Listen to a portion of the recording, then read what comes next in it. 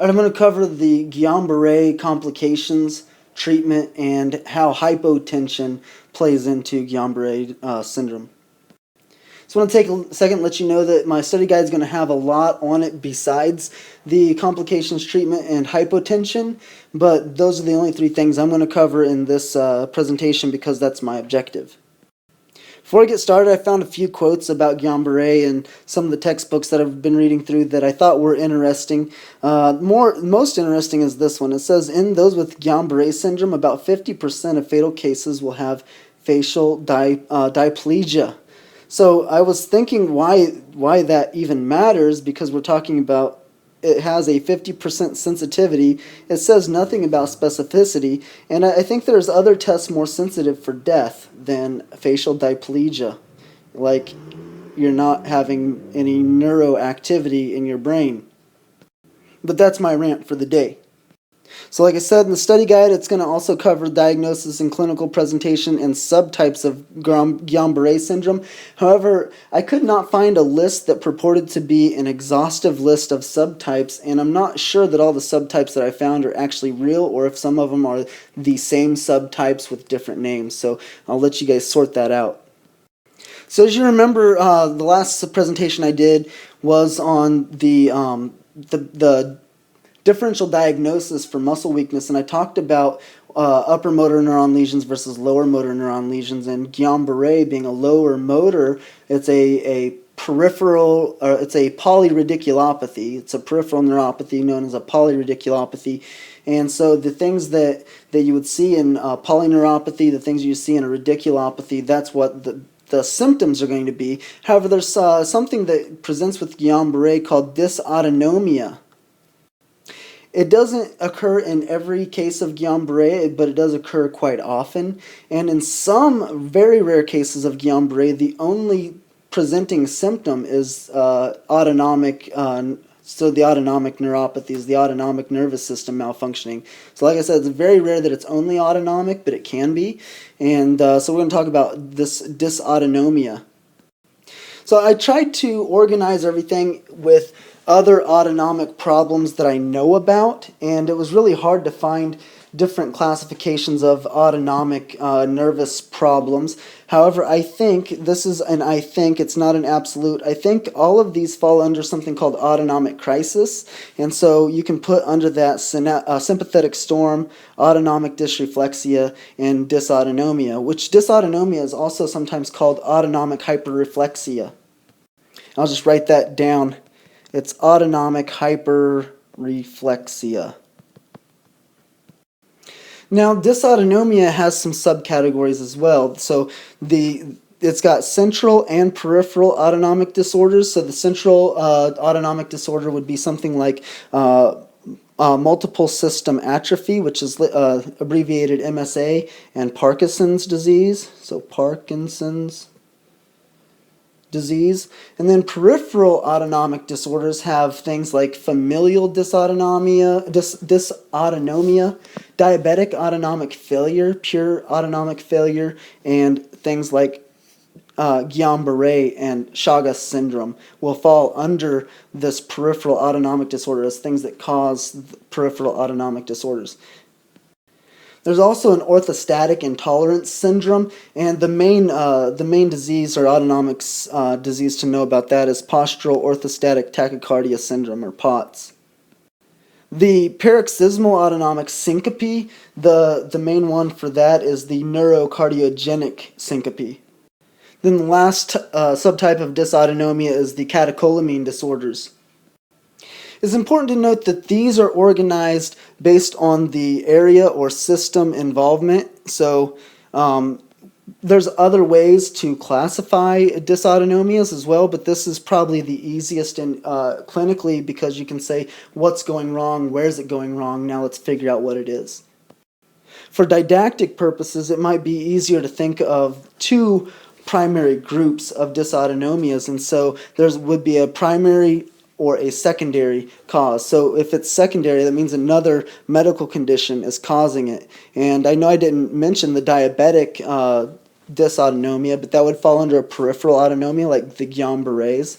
And a lot of these do. However, some of them do not. For example, lupus was a central autonomic dysautonomia. Then you have the ones that are primary, and these would be more of they could fall under idiopathic or primary cause of dysautonomia. And just to remind you, for example, MSA is multiple system atrophy. NCS is neurocardiogenic syncope, and of course POTS is postural orthostatic tachycardia syndrome.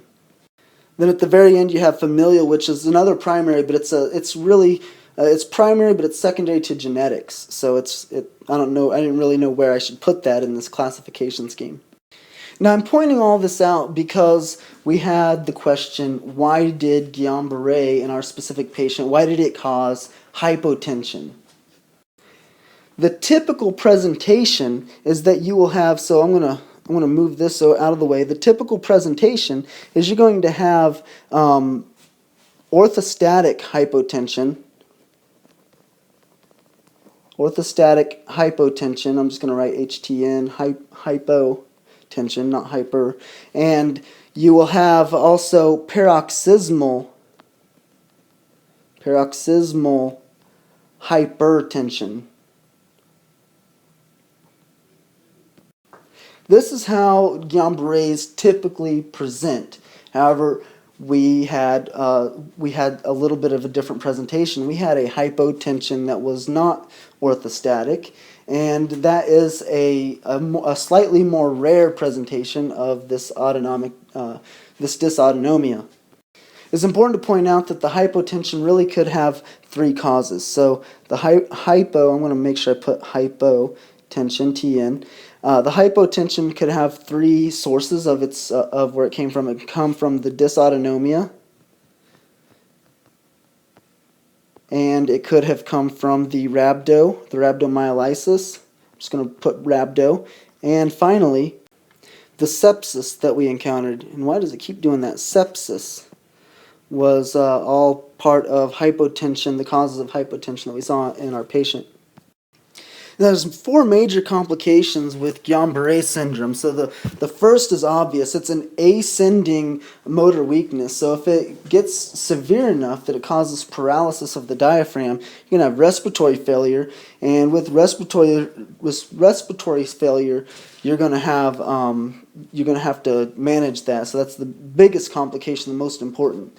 The autonomic dysautonomia, so you're going to have all kinds of different things that usually will manifest with changes in blood pressure, like I just pointed out. It can also present with problems with paralytic ileus, so you can have problems with constipation. It can also tighten up the sphincter muscles and the urinary system and the bladder, so you can have problems with urination. And it can also cause problems with heart rate. Several other autonomic problems are also possible, but they're more rare. It's important to remember also that with this dysautonomia caused by rhabdo, it will be both sympathetic and parasympathetic nervous system involvement. So you have things that will look sympathetic at one time and look parasympathetic at another time, or you could have two different parts of the body acting in two different ways as well. So remember that it can be PNS and SNS, sympathetic and parasympathetic at the same time. Lastly, because a person can't move, usually they're going to be at a higher risk of deep vein thrombosis, and so you want to be aware of that and know how to manage that. The other complication, this is going to be typically from how they're managed. So if you put a tube down somebody's throat to maintain their airway, or if you put a catheter in somebody to maintain their urinary output, you are opening them up to nosocomial infections. Nosocomial, if you haven't heard that, it means it's the same as saying hospital-acquired or treatment facility-acquired infection. So it's not always hospital. If it's a nursing home, then it's still nosocomial, even though they're not in a hospital. So here are the big categories of management or treatment. So the management And that mostly has to do with the respiratory management. There's going to be supportive care. The supportive care is for things like pain and monitoring. The ventilator support, so that's going to be with management as well. We can do boluses and vasoactive substances to maintain the blood pressure and any other autonomic problems. However, you really want to use short-acting stuff whenever you get to that. Antibiotics for any type of infections that are acquired. You can do low and unfractionated heparin and to manage the DVT. The immunotherapy is the mainstay of the treatment, and we're going to talk about that as well and what all of the subcategories and everything. Then finally, in 10% of cases after a successful treatment, they relapse and you have to retreat them. And I was unable to find out why. So remember, in 10%, retreatment is required. Now, sometimes retreatment is done whenever a person hasn't relapsed, they just never got better. And there's been no studies to show whether or not that's effective. So if a person doesn't get better, that's different than if they relapse. So there's been relapse, you want to retreat, period. Studies show it. Whenever they don't get better, studies have not been done to show whether or not that retreatment with the immunotherapy is effective or not. So with the management, upon diagnosis, one of the first things you want to do is you want to measure the negative inspiratory force. So you want to get a determination of how well they can breathe in, how well the diaphragm is working right whenever they're diagnosed. You also want to get the vital capacity along with that. That means you'll probably do some pulmonary function tests and get those measurements. Pretty easy to do. So the indicators of respiratory distress is a force, I don't know why that switched off the pen, so it's a forced vital capacity that's less than 20 milliliters per kilogram, a max inspiratory pressure, MIP, that's less than 30 centimeters of water, and a max expiratory pressure that is less than 40 centimeters of water. That doesn't look like a 40 at all. So these are strong indicators that respiratory failure has already occurred or is occurring right now. Some of the predictors of respiratory failure are right here. And so the inability to cough, stand, lift elbows, lift head, increased liver enzymes, and the speed at which the disease progresses. So if from the day they are diagnosed, so on the day 1 of diagnosis, this is the diagnosis, DDX or DX, whatever you want to put. On that day, if within the first 7 days you have to admit, then that's also an indicator of respiratory failure. If they have any 4 of these, that means they have greater than an 85% chance of respiratory failure. So in management, the 2 things you want to remember is you want to do a pulmonary function test and you want to monitor the admission to the hospital stay. So if they are admitted really soon, if they require admission, if you can't say, hey, go home and keep me on phone call, then that's an indicator that you want to have some respiratory care standing by. Supportive care is going to be, number 1, you want to monitor. So they can, in some cases, you have in-room monitoring or ICU monitoring. The other thing, number 2, is going to be the treatment for pain.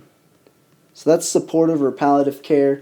Sometimes you can use NSAIDs. That should be tried first. If that doesn't work, you can use gabapentin.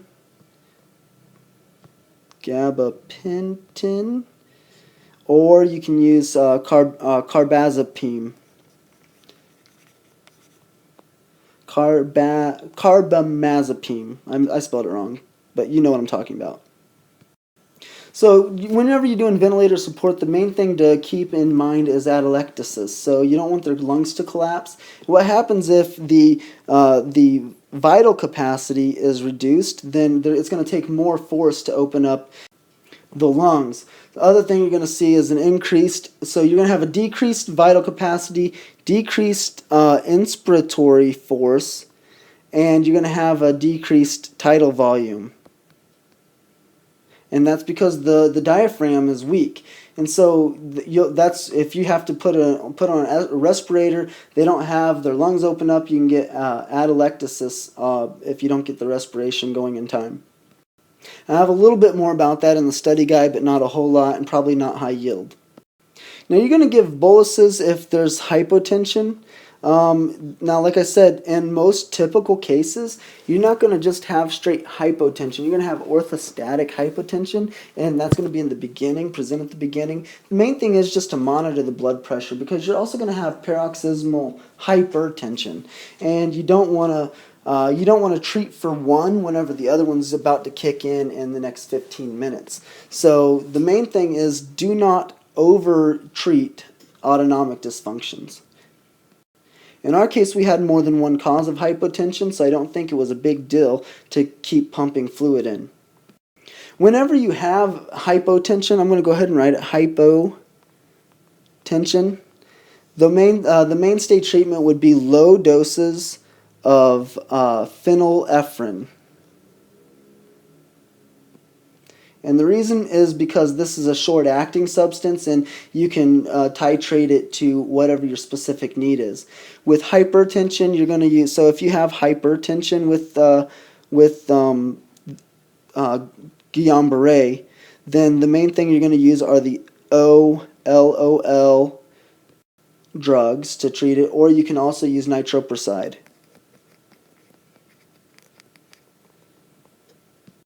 Now, before you treat any type of blood pressure problem at all, you want to rule out some other important problems like thromboembolism, which is very possible, hypoxemia, sepsis, GI bleeding, and electrolyte imbalances. So, and because treating it, giving a bolus or giving a vasoactive substance can potentially interfere or interact with a better treatment. Antibiotics, that's easy. If you have a nosocomial infection, treat it appropriately. I don't think anything else needs to be said on DVT prophylaxis, but just be aware, this is your reminder. I'm going to go ahead and add this slide in while I'm recording, and because I forgot to put something in my PowerPoint, and that's that part of the treatment is bladder and bowel care. So bladder and bowel care. And the reason that is because, so what you're going to do with dysautonomia, you can have bladder and bowel dysfunction. So one of the things you're going to do is daily auscultations to the bowel, to the abdomen. Daily auscultation, and you just want to monitor urinary output. Now, immunotherapy with Guillain-Barre, it includes one of two things. You can do plasma exchange. It's also abbreviated PE, and it's also known as, or it's also called plasmapheresis. And I didn't think it was at first, but it turns out that it is the same thing. And the other thing is you can give IVIG. But it's important to know that doing both at the same time offers absolutely zero in outcome. So if you do both of these at the same time, it's going to just cost the patient more and add nothing to the outcome, and it may actually worsen things because both of these treatments have side effects. The main side effect with plasmapheresis or plasma exchange is electrolyte imbalances. So if you already have that, you want to just keep that in mind. And the main side effects with IVIG is aseptic meningitis. So we'll put meningitis, and rash, renal failure. And that's due to the sucrose in some of the products of IVIG. So you might not have that with every IVIG product that you can give. And then very, very rare is hyperviscosity. Hyperviscosity of the blood. every major foundation that makes recommendations for Guillain-Barre has no preferred method, and you're supposed to treat based on the side effects that you want to control for. So in our case, we had renal failure already, and we went ahead and treated with IVIG. So I kind of question our logic on that.